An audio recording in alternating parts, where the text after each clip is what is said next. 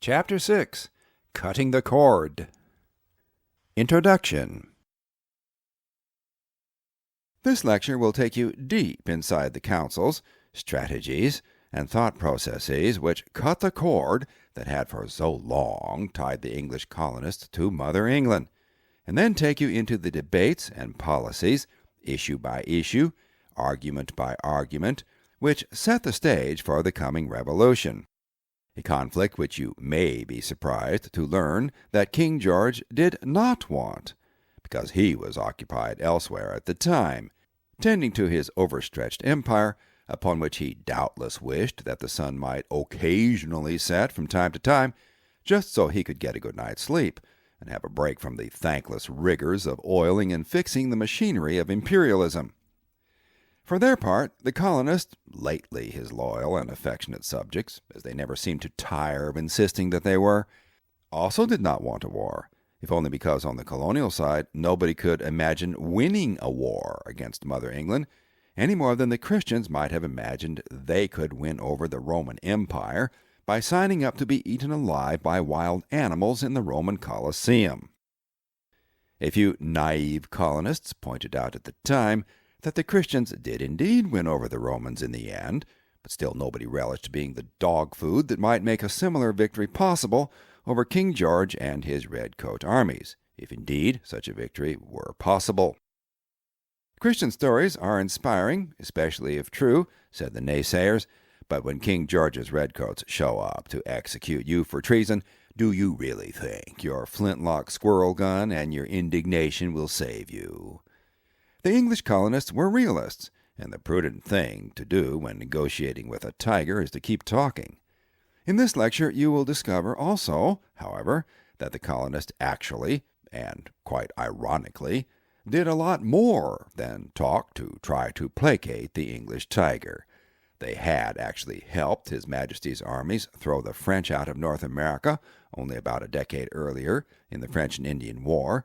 But when the King and Parliament subsequently dismissed their efforts as the buffoonish amateurism of an ignorant rabble, they got very mad, very insulted, very quickly at such a disrespectful affront, and determined to put their British masters on the trash heap of history as well, along with the French, and keep the North American continent all to themselves. That made, as you might imagine, for a lot of self-satisfying speechifying in a lot of colonial taverns over a tall stein of homemade beer. But in the end, the English colonists, who increasingly thought of themselves as independent anyway, just went ahead and decided to take on the mighty British lion or die trying.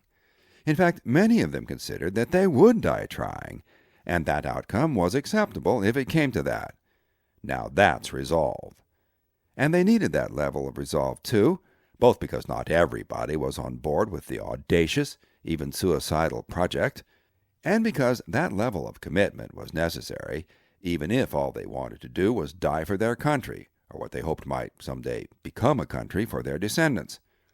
Still, the hapless colonials had more strength than they knew, and unknown to them at the time, they also had the tide of history flowing in their direction, while their erstwhile British masters were standing against it. That tide has been flooding toward the beach of human destiny ever since, by the way,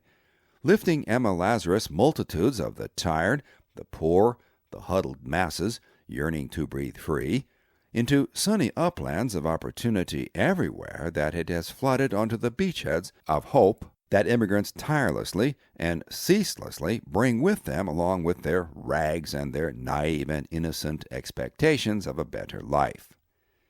The New Americans, as this teeming crowd of history's cast-offs came to be known later, after they were no longer colonists, were cutting history's trail through the forest of bureaucratic lethargy and emasculating arrogance which encompassed and defined His Majesty's colonial policy, and they intended to show all the world that the matter-of-fact man and woman on the ground in America, that same yeoman farmer and his family, whose deepest aspiration was merely to till their own soil, plant their own crop, and break their own bread in peace, praying for God's ripening seasons to bless them with plenty because of their honest toil, that same simple farmer and his family were also up to the task of ejecting from their field and their future the mightiest military force which any conniving imperialist power, British or otherwise, might dare to send against them. That's an appeal and an attitude which is, because it cannot help but be, as charismatic as it is inspired, if only because of its irrepressible idealism, which makes it a kind of force of nature. That's why the simple farmer's ennobling sentiments graced what became the American Revolution with a kind of inexorability, like a force of nature, which gave the independence movement a borrowed gloss of divine and unstoppable righteousness in the ebb and flow of the tides of human history. King George and his ministers never saw this coming, never granted such intellectual acumen to what the king thought were his simple-minded upstart subjects in America, and never knew, or cared, about ideas of historical inevitability, though at least one adviser in Parliament, Edmund Burke, loudly proclaimed with noisy jeremiads the tsunami of change of which the American colonists were the unwitting heralds.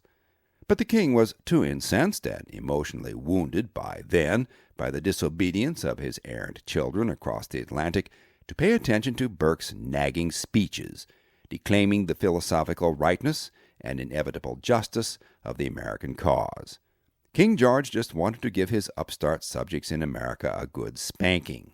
The price of his willful ignorance of who his colonists in America had actually become, and what the rebels among them represented, was high. He lost all of North America, with its limitless promises of prosperity for England, minus, of course, the wilderness of the cold Canadian Shield further north, a scarcely consoling consolation prize of Yukon barrenness, timber wolves, and reclusive French fur traders, which became Canada. By the end of this lecture, you will know exactly how all of this happened, and how in the end it really became a contest of wills, who could marshal the most convincing arguments and justifications for their cause, who could convince the mass of the people, both in England and in the American colonies, to support them. This sales job is necessary in a civil war, and because so many loyalists lived in the colonies, the war did indeed become a kind of a civil war. The rebels would need all the arguments they could muster if they were going to win the public relations competition for hearts and minds, and you will learn all the reasons they gave and all of the circumstances which both helped and hindered them in the pursuit of their cause.